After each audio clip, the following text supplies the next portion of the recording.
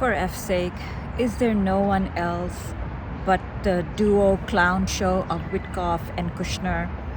Is there no one else experienced enough in the United States of America to negotiate with the Iranians? So the White House is confirming that two of the most conflicted individuals and those who got us into this mess are going back to Islamabad tomorrow to try to get us out of this mess. So Witkoff and Kushner are flying out to Islamabad tomorrow, apparently to talk directly with the Iranian foreign minister, who is on his way to Islamabad tonight. Now, we don't know who else Mr. Arakchi is bringing for his team of negotiators. The one thing we do know is that this clown show is once again going to face off with one of the most seasoned diplomats available in Iran. And just, for avoidance of doubt, he is coming with the full backing of the entire political situation in Iran. Otherwise, he wouldn't be coming here. So this whole thing about Iran is in disarray and the leadership is fractured and they're warring parties, if that were the case, he would not be flying to Islamabad tonight, nor talking about going to Muscat and to Moscow. So there is that. But here we go, two of the most financially conflicted dudes, Jared Kushner and Witkoff, both who have a tremendous amount of money from Saudi Arabia and the UAE and Qatar, are heading to try and intellectually match up with very, very seasoned diplomat Arakchi, who is the foreign minister of Iran. So from what we know, we don't know that much, but what we do know is that Mr. Arakchi will be bringing, a written proposal from the Iranian leadership about what their demands are, what their red lines are, etc. That's what we know so far. What we also know so far is that Mr. Ghalibaf is not part of this initial delegation, and that is why J.D. Vance is on standby, according to the White House, and will go if needed. We'll get on the next flight if needed, which would mean, I think, that this group of people will probably be crafting a framework for higher negotiations and further negotiations.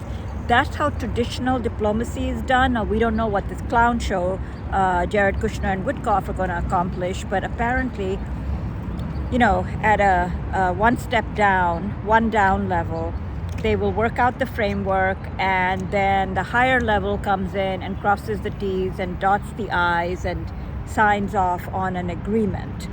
That is how traditionally it is done. So maybe this is the beginning of a framework, and the Pakistanis may have convinced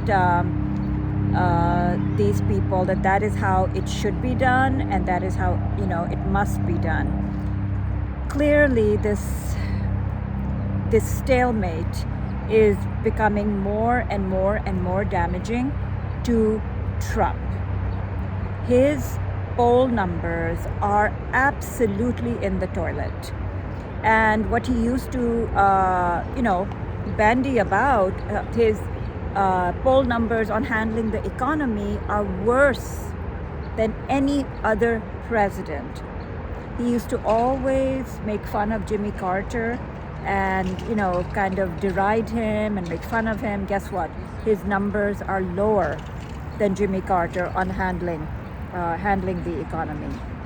So there, as much as he might want to poo-poo the poll numbers, the fact is that poll after poll after poll is showing that his numbers are in the toilet, and that the Democrats are going to sweep the House and possibly also win the Senate. So, that would mean not only impeachment for Trump, that would also mean serious investigations for all the conflicts of interest, all the grifting, all the potential corruption, up and down and all around Washington, D.C. and the administration right now. So that is, I think, a real reality check that is happening, and that is why I think this move to send Kushner and Witkoff to Islamabad ASAP. I'm sure these things were being discussed back channel. We just found out about it, but the fact that it's, you know, they're announcing this so confidently,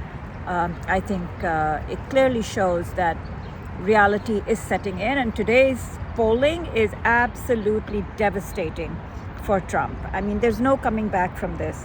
There is absolutely no coming back.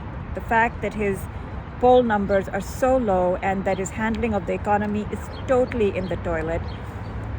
Over 70% of people blame him for the higher gas prices. So there's a direct connection to him with the issue we're facing with the higher diesel and gas prices. That's also extremely devastating to him. So maybe reality is setting in, and maybe that is more important than what Mr. Netanyahu is trying to say at this point.